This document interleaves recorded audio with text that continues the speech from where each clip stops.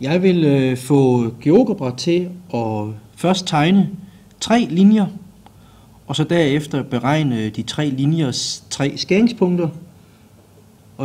De 3 skæringspunkter danner en trekant, og vores mål med opgaven det er, at vi skal tegne den her trekant, og så beregne arealet af trekanten. Og det kan vi også få GeoGebra til at gøre.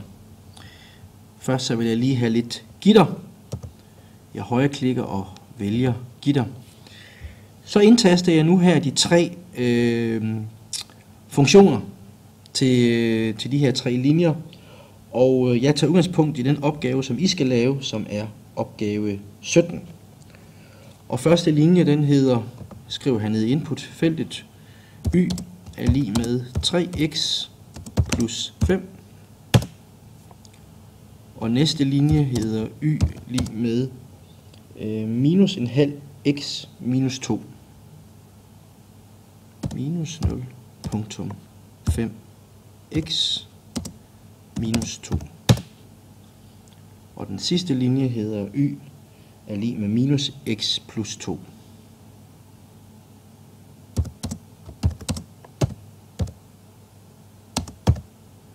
Plus 1, undskyld.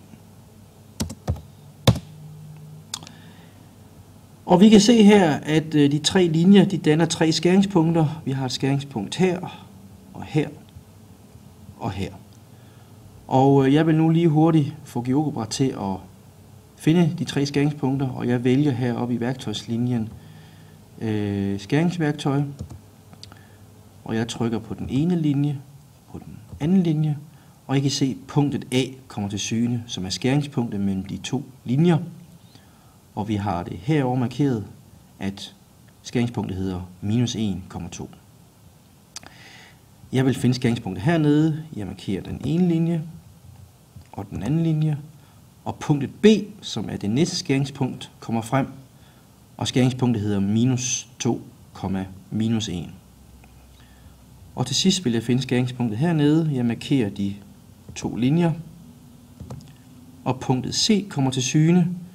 Og I kan se, at skæringspunktet hedder 6, minus 5. Nu vil jeg så få programmet til at tegne den her trekant. Derfor går jeg op i værktøjslinjen og vælger polygon. Jeg trykker.